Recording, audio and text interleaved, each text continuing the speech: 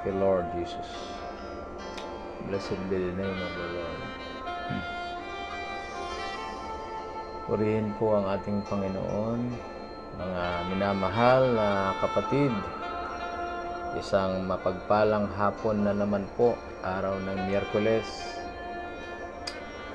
Amen. Nais po natin batiin ang mga kapatid na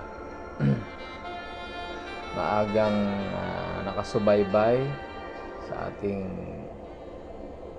Bible study sa hapong ito. Pagbati sa ating kapatid Brother Roldan Rebadulla. Kumusta dyan, Brother Roldan, sa ating ang gawain ng Panginoon dyan sa Las Navas? Nawa ay pagpalain kayo ng Panginoon. Ganon din kay ating kamanggagawa, Brother Lawrence Lakdaw. Amen. Purihin ang Diyos at malapit na po ang ating simpleng pasasalamat sa dako ng Zambales. Pagbati din sa ating kapatid kay Brother Lan Aligar. Bless you more, Brother Lan. Pagbati din sa ating kapatid Brother Mark Tapong Lim. God bless you more, Brother Mark. Amen. At hinding binabati ang mga kapatid natin na nasa ibayong dagat. Sina Brother Melvin Rigor, sina Brother J.R. Duyaw, sina Brother Raymond Duyaw, sina Sister Beverlyn Duyaw, at ganun din kina Brother Arniel Asinas at Sister Babylin Asinas sa Asinas family diyan po sa New Mexico, USA. Pagbati din sa ating kapatid na Sister Mary Ann Rigor. Amen. At sa lahat pa po ng nasa malayong dako, na malayo sa mga churches, home churches, at sa kanilang pamilya. Isang pagbati din po sa ating mga kapatid sa Cavite. Pagbati din po sa mga kapatid sa Bagting, Nueva Ecija, sa Las Navas. Pagbati po sa inyo sa pangalan ng Panginoon. Sa Cabatuan, ganun din po sa mga kapatid natin sa Del Pilar, Northern Samar. Ganun din po sa Lawag, sa Zambales, sa Santa Lucia, Victoria. Ganun din po sa mga kapatid sa Agno, sa Hiporlos, sa Kinapundan. Amen. At sa lahat pa po ng makakapanood nito, palain po kayo ng ating Panginoon. Amen. Mapagpalang hapon din po kay Sister Melinda sa Macau. Yan po ang ating mga kapatid na nasa malayong dako, na patuloy na sumusuporta at sumusubaybay sa ating live stream sa araw-araw. Pagbati din sa iyo, kapatid, Sister Len May Padulyo. Purihin ang Panginoon. Kina Sister Jerlis May. Amen. Ganun din sa ating kapatid, Sister Maria. Kumusta na po dyan, Sister Maria Horda, sa ating church sa Las Navas? Pagpalain po kayo ng ating Panginoon. Sama po ninyo sa prayer na sana ay makadalaw kami at mangyari ang kalooban ng Panginoon, ang takdang araw. Amen. At kung meron po kayong mga prayer request na nais po ninyong isama sa panalangin mamaya, pwede rin po ninyong isulat sa ating comment section. Diyan lang po sa ating page. Amen. Praise God. So, ngayon po, babalikan natin mamaya ang mga hahabol pa sa ating pong mga pagbati. Ulitin ko po, kung meron kayong prayer request, ay isasama natin sa prayer mamaya. Nais ko pong muling talakayin natin, okay? Ang slot na ito ay slot po ng ating kapatid na si Brother J.R. Sapang. At meron lamang po siyang kailangan tapusin. Kaya pinakiusapan po tayo na tayo muna ngayon ang magbahagi ng salita ng Diyos. At nais kong bigyan ng ikalawang yugto o part 2, yung atin pong tinalakay nung nakaraan na atin pong mababasa sa aklat ng Unang Juan, Kapitulo 2, 19, kung saan ay ganito po ang pagkakasabi. Sabi po, "They went out from us, but they were not of us. For if they had been of us, they would no doubt have continued with us. But they went out, that they might be made manifest that they were not all of us." Ito po yung ating tinalakay nung nakaraang Lunes, kung bakit mga nagsilabas sila sa atin. Sinagot din dito, dahil hindi sila sa atin. Dahil kung sana'y kasama natin sila, mananatili dapat sila. Ngunit sabi ng Biblia, sila'y nagsilabas upang sila'y mahayag na silang lahat ay hindi sa atin. So atin po yun na talakay nung nakaraan sa mga sulat ni Apostol Pablo. Mga kadahilanan, konting recap lamang. Mga kadahilanan ay dahil sa mga doktrina na hindi na pagkakasunduan at saka sa mga pag-uugali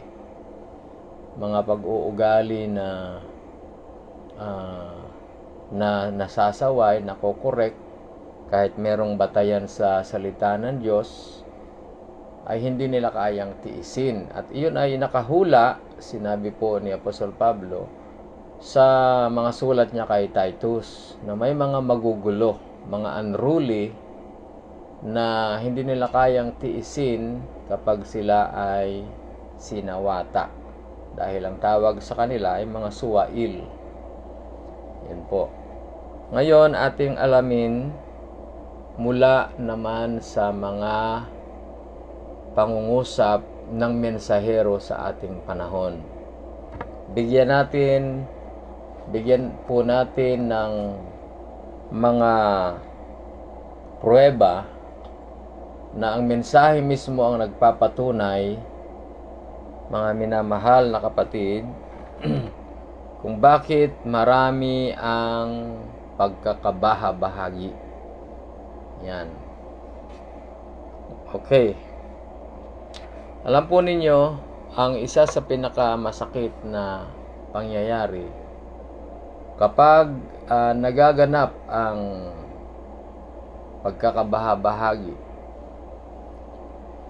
ay nahahadlangan ang pagkilos ng Diyos. Yan. Okay. Nais kong basahin ito sa sinabi ng mahal na propeta. Okay. Sabi niya sa message na God keep His word.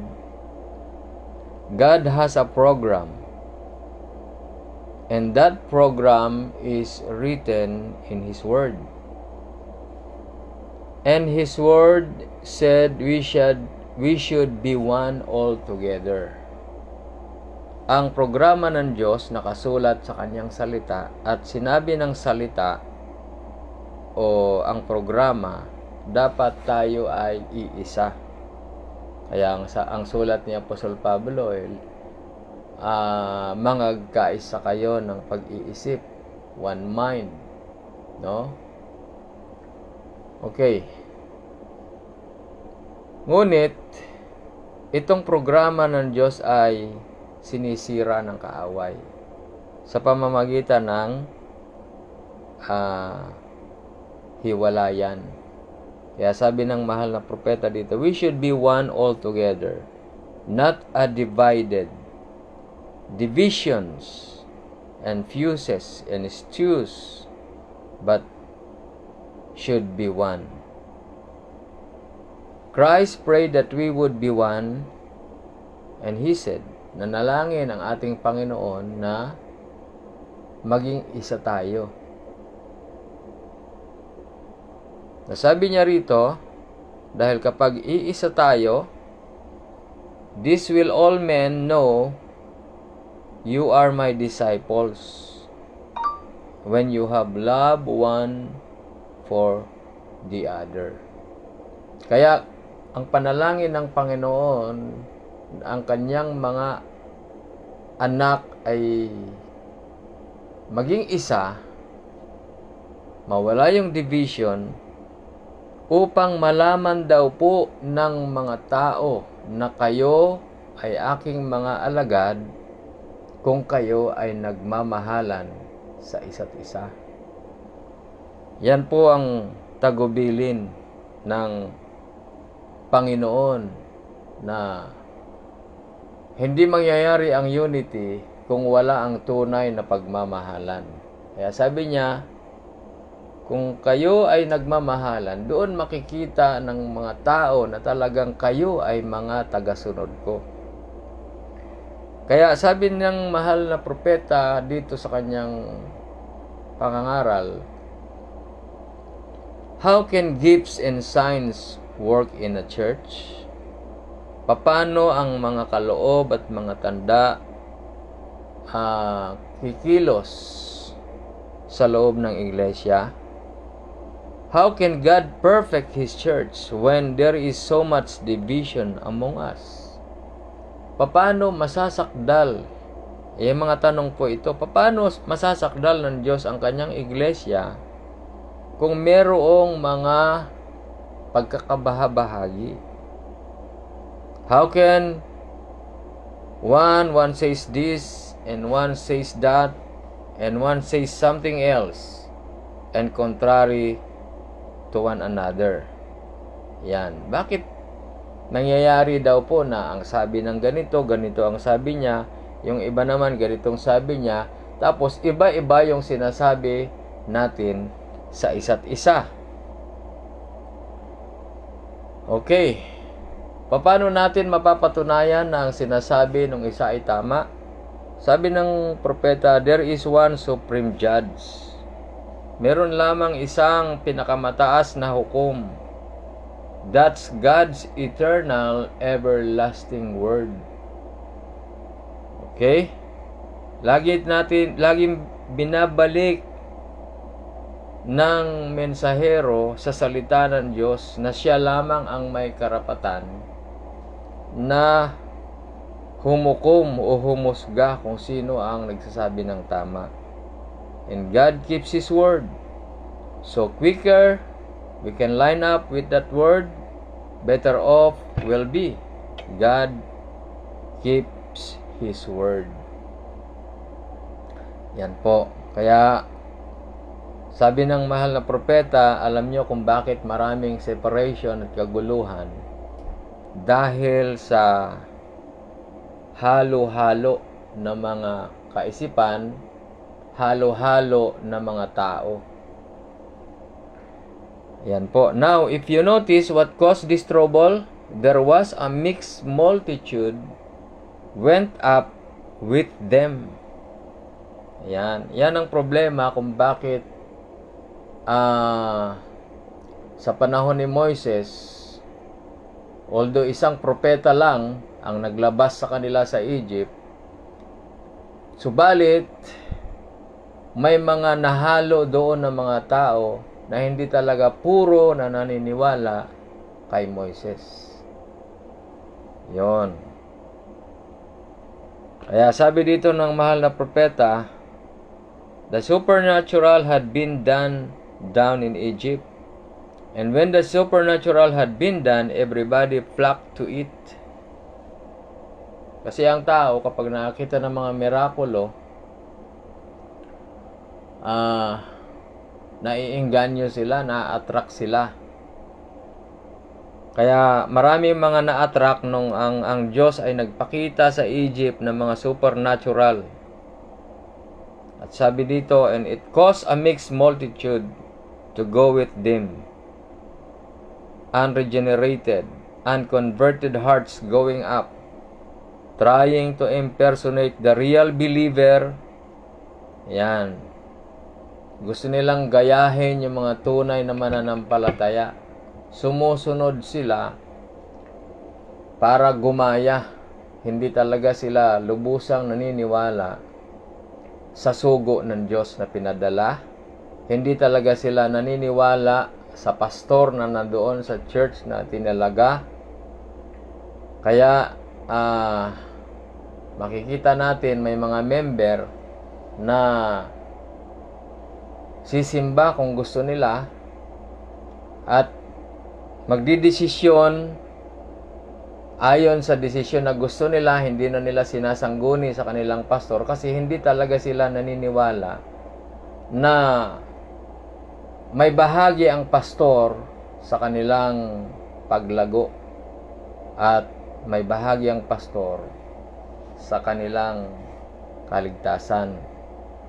At ganun po ang nangyari sa panahon ni Moises. Kaya, sabi dito ng propeta, hanggat ganito ang nangyayari, hanggat sa loob ng iglesia may mga ganong kaisipan, hindi makakilos ang Panginoon. Kaya ang ginagawa ng Diyos, ihihiwalay niya. Isiseparate niya, ilalabas niya ang mga taong hindi talaga natin kauri. Kaya tama ang sinabi ni Apostol Juan na sila'y nagsilabas sa atin sapagkat hindi talaga sila sa atin. Dahil kung sa atin sila, mananatili sila. Ngayon, para mahayag na hindi sila sa atin, lalabas at lalabas sila. Okay. Ayon sa mensahe, mga kapatid, ang dahilan kung bakit kailangan ng Diyos ihiwalay para lumabas ang ganitong mga tao, dahil nagkukulang sila ng kapahayagan kung sino si Kristo. Ayan. Lack of revelation. Sabi dito ng mahal na propeta sa message na Christ is the mystery of God revealed. Ito ang dahilan bakit may division at bakit may nahihiwalay. Sabi niya, by lack of this revelation is why we have so many different divisions among us. Pansinin po natin ang pangungusap na ito. By lack of this revelation. Okay. Dahil sa kakulangan ng kapahayagan na ito, kung ating babasahin ng buo ang quotation sa Christ is the mystery of God revealed, yung lack of this revelation dito, yung this na tinutukoy, yung kapahayagan sa bagay na ito, ay tungkol ito sa pagkakilala kung sino si Kristo. Sabi ng mahal na propeta, dahil sa kakulangan nila sa pagkaunawa sa bagay na ito, kaya nagkakaroon ng iba't ibang division sa gitna natin. Ano yon? Ano yung this revelation dito? Yung katanungan ng Panginoon sa kanyang mga alagad kung ano ba ang pagkakakilala ng mga tao kung sino ako. Tinanong niya ang kanyang mga alagad, ano ba ang sabi ng mga tao diyan kung sino ako? Sabi ng mga alagad, ang sabi po nila, ikaw daw ay isa lamang sa propeta, isa si Jeremias, si Juan Bautista, o si Elijah. Sabi naman ng Panginoon sa kanyang mga alagad, o kayo naman, ano naman ang pagkakakilala ninyo kung sino ako? Ang sabi ni Apostol Pedro, ikaw ang anak ng Diyos na buhay. Kaya sinabi ng mahal na propeta ito, dahil sabi ng Panginoon kay Pedro, dahil dito, Simon Pedro Barjona, itatayo ko ang aking iglesia. Hindi ito pinahayag sa iyo ng laman at dugo, kundi ang kapahayagan na to ay pinahayag sa iyo ng Ama na nasa langit. Kaya sabi ng mahal na propeta, ito ang dahilan kung bakit may mga division, dahil kulang sila sa pagkaunawa o kapahayagan kung sino si Kristo. Napakalinaw po nito mga minamahal na kapatid. Kaya dito lang sa Pilipinas, ang dating masayang fellowship na napakarami, nabulabog sa pamamagitan nitong mga aral na dinala ng mga foreign ministers na ang katawan daw ni Kristo ay hindi Diyos. At ang mga ilan nang hahawakan pa dito. Kaya hindi natin pwedeng i-compromise. Kasi kung ang pagkakilala natin kay Kristo ay tao lang, walang taong pwedeng magligtas sa atin. Hindi tayo pwedeng iligtas ng tao dahil ang tao, kung tao lang si Kristo, ay isa man siya nangangailangan ng kaligtasan. Ngunit, alam natin na ang Diyos na yan ay nagkatawang tao, nagpakilala sa katauhan ni Kristo. Kaya hindi mo pwedeng sabihin na tao lang yon. Iyon ang dahilan kung bakit marami ang division sa ating panahon. Dahil sa kakulangan ng kapahayagan. Tuloy natin. And so much mockery, so much divisions among us is because the people lack that revelation. See, they lack that revelation. The teachers. Sino po yung lack of revelation? Mismong mga tagapagturo. Yun po, mga minamahal na kapatid. Kaya, nagtataka naman ako, napakatyaga nitong ilan na alam na nila ang turo ng ganitong tao ginagawa lang na laman at hindi Diyos yung katawan, patuloy pang pinapakinggan. I will tell you frankly, prangkahan na pangungusap, mga kapatid, hindi masamang lumayo. Kung ang paglayo mo ay ikaliligtas naman ng mga taong inaalagaan mo o pinapastoran mo. Kaya dito nakita natin na sabi ni Apostol, sabi ng ating Panginoon kay Apostol Pedro, mapalad ka Pedro, mapalad ka. Dahil hindi ito pinahayag sa iyo ng sarili mong talino, sarili mong galing, ang pagkakilala kung sino ako, kundi pinahayag ito sa iyo ng Ama na nasa langit. Kaya ito po yung ating pakaiingatan, mga kasamang mga manggagawa, mga nag-aalaga sa kawan ng Diyos.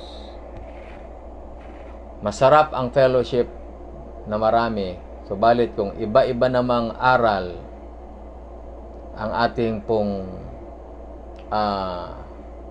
pinapakinggan na hindi na naka-inline.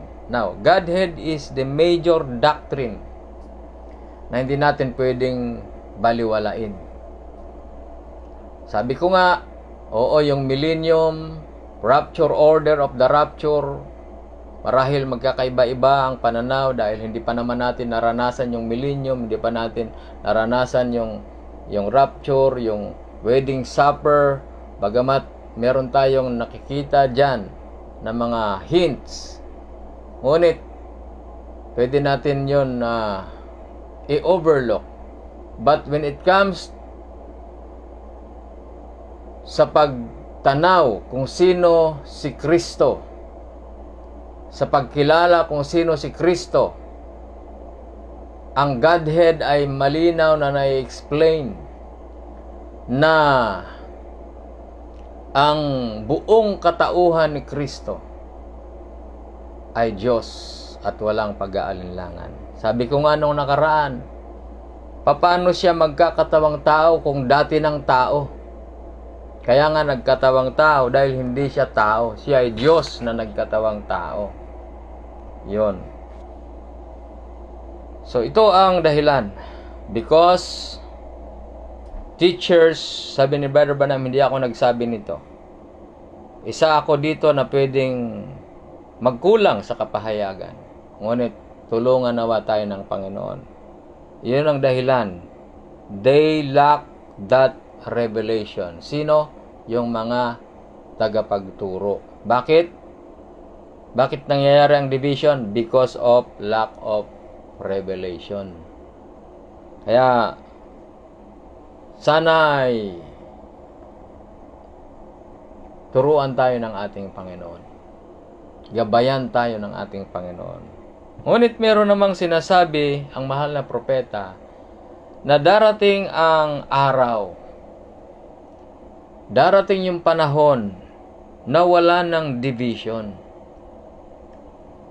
At iyon ang prayer ni Lord, no? Okay. Alam nyo, sa isang local church, pag may iba't ibang kaisipan, merong kampi-kampi, yung pastor sa deacons, may division, yung trustee sa deacon, yung trustee sa treasurer. Kapag may mga division, mahirap pong mag-grow yung church na yon. At salamat na lang sa ating Panginoon dahil hindi niya hinahayaan at pinapahintulutan yan sa ating mga local churches. Sabi ko kanina, time will come na wala ng division. Kailan ito? Itong sabi ng mahal na propeta. Bilang last na quotation na aking babasahin at muli tayong babati, ito ang sabi ng mahal na propeta. I believe there'll be a time when there won't be any more divisions amongst the people of God. Amen. Purihin ang Diyos. Naniniwala ako, sabi ng mahal na propeta, na darating ang panahon na wala nang magiging mga pagkabahabahagi sa gitna ng bayan o mga anak ng Diyos. Such I belong to this church and I belong to the church. Wala na daw ganon na ako dito ako kay ganito, dito ako kay ganyan, dito ako nagka-camp meeting, doon ako nagka-camp meeting, doon kami under. Darating ang panahon, wala na yon. Because we are all under, amen, in the power of God. Ito ang gusto ng Diyos, na lahat tayo under sa ilalim ng Diyos. Hindi under sa kanino mang tao, under sa kanino mang fellowship o camp meeting. Kailan ito magaganap? Ang mahirap lang nito, kasi sabi rito ng mga propeta, I believe the persecution will run all the big ransom church of God together. Yun lang. Kapag dumating na yung malaking persecution, parang ano yan yung sa pag dumarating ang calamity, mga minamahal na kapatid. Pag dumarating yung lindol, yung baha, bagyo, ang mga tao, dinadala sila sa isang evacuation center. At doon sa loob ng evacuation, magkakaiba-ibang pamilya yan, magkakaiba-ibang apelyedo, magkakaiba, may Bisaya, may Ilocano, may Kapampangan. Doon sa loob ng evacuation, makikita nyo yung kaisahan ng mga Pilipino kapag dumarating ang mga ganitong calamity. No? At ito pala ang gagawin ng Diyos. Kapag dumating ang persecution ng Antikristo, huwag tayong matakot. Dahil ito pala ang kaparaanan para yung mga kapatid natin na yung mga pader ay matataas ay magiba. Bagkos ikatuwa natin kapag dumating yung time na yun. Ngunit, kung hindi naman, bakit pa natin hihintayin? Bakit hindi natin subukan ngayon, di ba? Bakit hindi natin pwedeng i-reach out ang bawat isa? Bakit hintayin pa natin yung bagay na yon na tsaka lang tayo magkakaisa kung pare-pareho naman yung pananaw natin, yung aral natin? So I do believe na ida-drive ito ng Panginoon. Sabi niya rito, ituloy ko, and will be one in Christ Jesus. And then He will take her home. Yun ang maganda. Pagkatapos nito, iuuwi na tayo ng ating Panginoon. Magtatagpo-tagpo tayo sa isang lugar dito sa lupa. Mapipwersa tayong magkaisa. Amen. At pagkatapos nito, and then He will take her home. Talagang isasadyain ng Diyos na dito sa lupa, hindi pwede na hindi tayo magkaroon